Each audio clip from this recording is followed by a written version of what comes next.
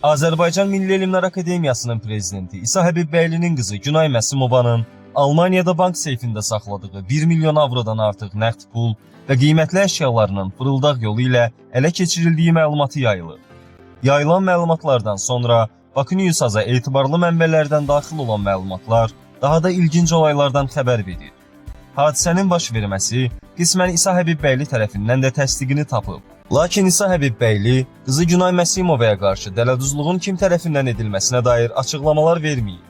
Belə ki, mətbuatda yayılan məlumatlarda baş hərfləri F.M olaraq şərti ad göstərilmişdi.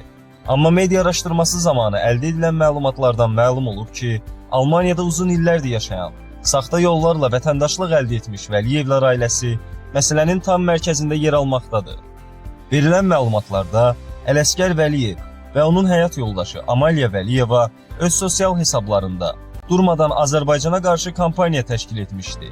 Məhz elə bu səbəbdən də Almaniya vətəndaşlığı əldə edən ailə burada özlərinə qanunsuz fəaliyyətli gizli biznes qurmuşdu. Ələsgər Vəliyev maşın alveri və əsasən də Almaniyada Azərbaycanlılara oturum alacağı vədləri verərək 5.000 ilə 10.000 avroya qədər pulları mənimsəməkdədir. Avropa oturumunu vətəndaşlara vəd verən bu cütlük Polşada da şirkət açaraq 40-50 nəfərdən pul almaqla onlara daimi oturum alacağı vədi ilə aldatmışdı. Çoxsaylı müraciətlərdən də aydın olur ki, Vəliyevlər iş alınmadıqda pulunu geri istəyən şəxslərə qarşı isə başqa bir hədələyici metodlara əl atmaqdadır. Hamının da bildiyi kimi, Avropada qadın hüquqları kişi hüquqlarından üstün tutulmaqdadır. Elə bu səbəbdən də verilən pulları geri istəyən şəxslərin Amaliya Vəliyeva tərəfindən hədələndiyi qeyd edilir. Şəxslər verdikləri pulu geri tələbi zamanı Amaliya, Almaniya və Polşa qadın hüquqlarını önə sürərək alınan vəsaitlərin geri qaytarılmaması üçün şantaj edərək tələblərindən geri çəkilmələrinə məcbur qalırlar. İllərdə Almaniyada yaşayan cütlük Azərbaycan hökumətinə qarşı xoşagəlməz ifadələri səsləndirərək Almaniyada sığınacaq almışdı. Hətta Vəliyevlər ailəsinin 2016-cı ilə qədər Azərbaycana girişləri görünməməkdədir. Daha sonra Azərbaycanda tanıdıqları, əllərində vəsaiti olan şəxsləri aldadaraq Almaniyada iş qurmaq, vətəndaşlıq verilməsinin rahatçılığı vədi ilə onları Almaniyadakı evlərində qonaq edirlər. Elə növbəti qurban da İsa Həbibbəylinin qızı Günay Məsimova olub. 22 illik münasibətdən ailədə hər bir məlumata sahib olduqlarından onu Almaniyaya dəvət edirlər.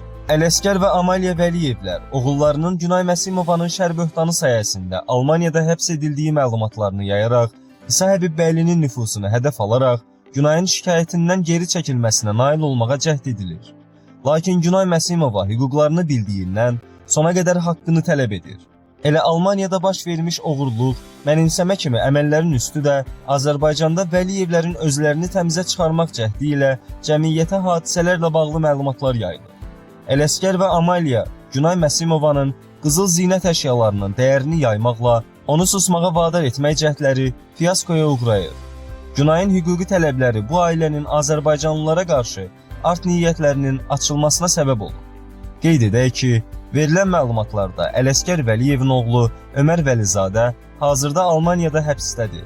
O çıxışlarında Günayın şikayəti əsasında oğlunun tutulduğunu bildirsə də, verdiyi məlumatlar yalan çıxır.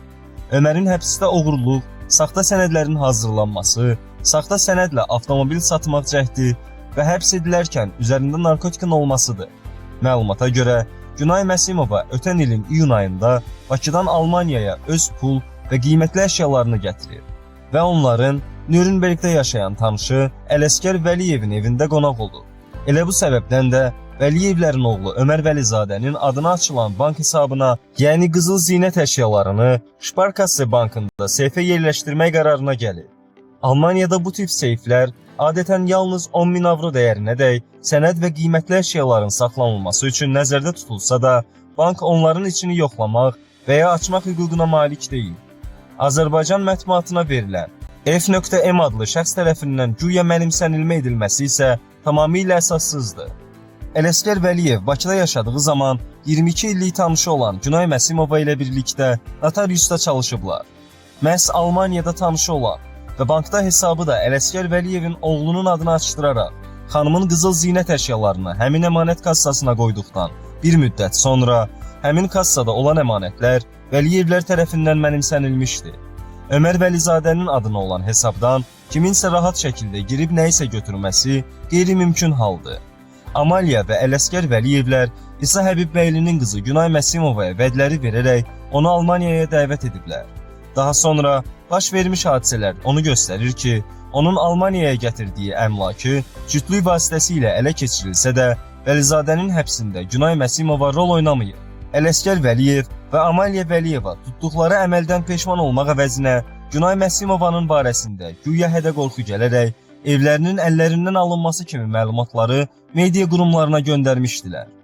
Qeyd edək ki, deyilənlər həqiqəti əks etdirmədiyi kimi, üstəgəl də bu yalanlarına əlavə olaraq vəzifəli şəxslərin adını çəkərək Günay Məsimovanın şikayətçi olmamasını təmin etmək istəyirlər. Qeyd etməliyik ki, hazırda Almaniyada olan bu şəxslər bütün sosial şəbəkələrdəki səhifələrini bağlayaraq özlərini heç zaman dövlətimiz və hakimiyyətə qarşı hər hansı çıxışlar etmədiklərini göstərmək istəyirlər. Lakin bu şəxslər tərəfindən aldadılan tək Günay Məsimova deyil, çoxsaylı şəxslərin aldadılması isə faktdır. Ələsgər Vəliyevin Almaniyada bir neçə pansionat işlətməsi Məsimovanın vəsaiti ilə həmin işlətdiyi yerləri alaraq əmlak sahibi olmaq niyyəti daşımışdır. Qeyd edək ki, Ələsgər Vəliyevin işlətdiyi iddia edilən həmin pansionatlarda Azərbaycan qadınlarının əcnəbilərə satıldığı da verilən məlumatlarda yer almaqdadır. Qeyd edək ki, Amaliya Vəliyeva Photoshop vasitəsilə hazırlanmış saxta sənədlər vasitəsilə Almaniyada vətəndaşlıq əldə etdiyi məsələsi Almaniya hüquq mühafizə orqanlarında araşdırılır. Bu məsələlərlə bağlı yeni məlumatlar oxuculara təqdim ediləcəkdir.